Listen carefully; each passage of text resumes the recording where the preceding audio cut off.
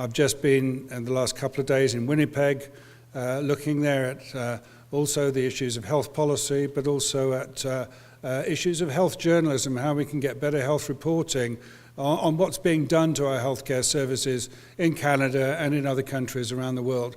Try to get the information out to ordinary people about what's going on and what's actually taking place behind those closed doors as these deals and proposals are being negotiated and driven through. And so I'm really pleased to be able to speak to you tonight. And I just wanted to give a little bit of context. We're going to talk on about P3 schemes. We call them back home. We call them the Private Finance Initiative is the official term. PFI, but PFI also stands for Pure Financial Incompetence. And I think that's rather more the way that it's turned out. That's what the PFI is actually all about, and that's what it means. P3 is exactly the same concept here.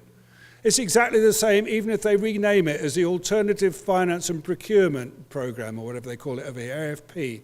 It's exactly the same if they call it 3P or P3. It doesn't actually make any difference. It's the same thing.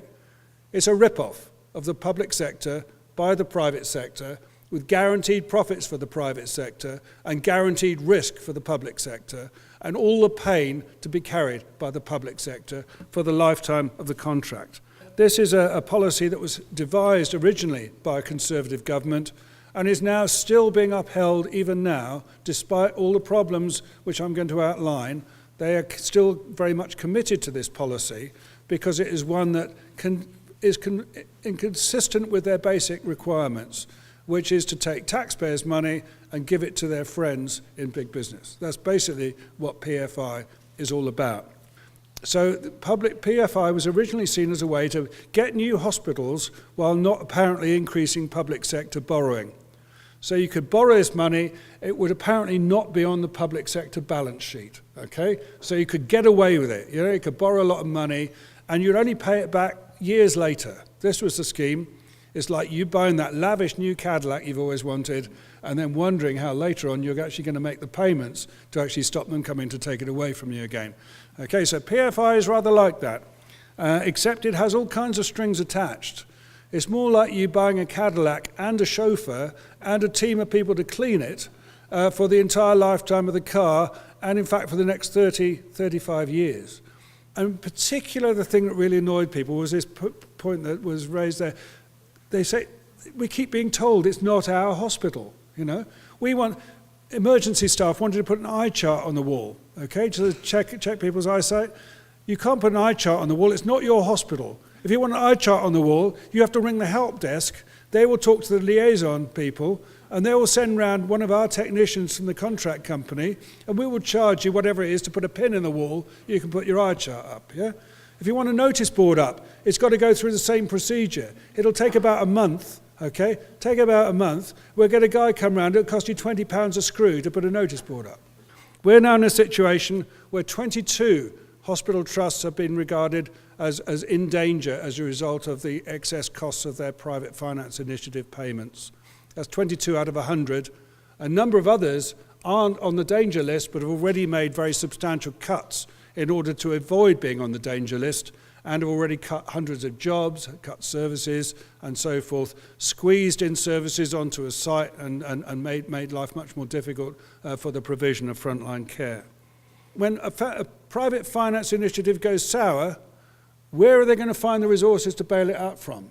You can't politically be seen to close down a PFI hospital because ministers from both parties have signed up to this idea that PFI is a solution, not the problem. And it'll be the same here. You know, it'll be a long way around to find the equivalent services anywhere else. You will be trapped in this scheme. The public sector, if something goes wrong, the public sector still has to bail it out. This scheme in South London, the cost of the bailout was they wrote off debts. In other words, public money was found to write off deficits of £207 million. Okay? In addition, a £22 million a year index-linked subsidy to the PFI payments to run for another 20 years until the contract is finished. So that's another £450 million. So we're looking at £650 million, and then on top of that, another £100 million to rebuild local hospitals to enable them to take the additional caseload from closing down the hospital in Lewisham. So the combined rescue package for hospitals which actually originally cost £216 million to build, which have already paid double that back again in PFI payments, the rescue package is over £750 million. Right?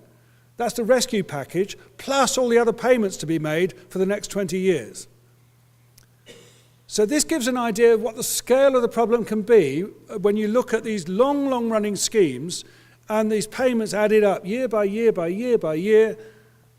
It's an absolutely massive liability. And how amazed was I to arrive here in Canada and find out that your federal government has now made that the basis on which all negotiations on P3s are to happen in Canada. Okay? If you want federal money, you can only get it for P3 projects. You can only get it if you sit down and negotiate in this way with the private sector. So the private sector knows from the start, from the get-go, that Saskatchewan, that Manitoba, that Ottawa, that Ontario are over a barrel. They are desperate to get a deal. So all you need to do is work out how much you can safely take out of them without actually forcing a bankruptcy, without actually forcing something embarrassing to happen. How much do you actually want? You know, it's just like lay down your wallet and ask them to take as much as they'd like. In the May of last year, the committee in the House of Commons, this is in the Parliament, the Public Accounts Committee, which is an all-party committee, they came out with a report that said that the private finance initiative was unsustainable. This is looking at a whole series of examples, unsustainable. They said that the eye-wateringly large, this is their words, eye-wateringly large profits being made by the private sector, not least in selling on some of these schemes once the hospital's actually been built, and then making money on the money markets by selling them on, which has generated colossal surpluses for some of the organisations that have done it, and resulted in some of these hospitals now being owned offshore by companies that pay no tax in the United Kingdom, but picking up an income stream of millions of pounds a year of taxpayers' money. These eye-wateringly large profits were unsustainable, that there was a total lack of transparency on these deals. These deals were negotiated behind closed doors, that at the point of negotiation they had virtually no competition involved at all, and that none of these results are actually publicised, that when you come at the end of it, and they should be publishing what the outcome was, even after the deal has been signed, we're getting deals published, rather as you do in Ontario at the moment. The project agreements are published. All the numbers that matter are redacted. You can't actually find those numbers. So there's no public audit, there's no public scrutiny of what these deals actually are. In Ontario, they've got this situation where they've just signed $4 billion worth of deals which are not subject to public scrutiny. $4 billion already signed away. This is after the Brampton Hospital and after, of course, the Quebec episode as well showed what a disaster PFI was and what rotten value for money it was. And the audit that was done there revealed the way in which the private sector inflated the so-called risk, inflated various costs, and actually then delivered far fewer beds than they'd been contracted to do for higher sums of money. The whole scheme was a complete mess as far as that's concerned, and yet they're still proceeding to sign more of them. And now we gather that here and elsewhere in Canada, governments are now again looking at actually carrying through these deals despite these lessons. Now I'll put it to you, I regard it as possible. We all are human. Occasionally we make a policy, make a decision we regret, okay? Occasionally we make a decision and we get it wrong, okay? I don't think we necessarily need to attack people for getting something wrong once. But we certainly should attack people when they systematically get things wrong time and time again, and they go back and reinvent the flat tire and reinvent the policies yet again, and keep claiming they sorted it out and coming back with the same old stuff that keeps ripping off the taxpayer and leaving the private sector laughing their way to the bank.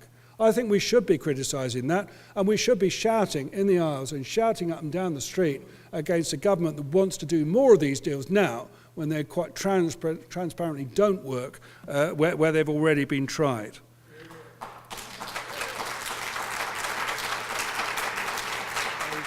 The private sector is the winner out of this, the public sector the loser. Now, governments with any choice whatsoever, governments with any discretion whatsoever, governments with any sense whatsoever are not going to sign up to anything like that again. And if they come along quoting the fact that these deals have been done around the world, they need to take into account the actual experience of those deals and what's actually happened. It's happening to us. We don't like it. Yeah?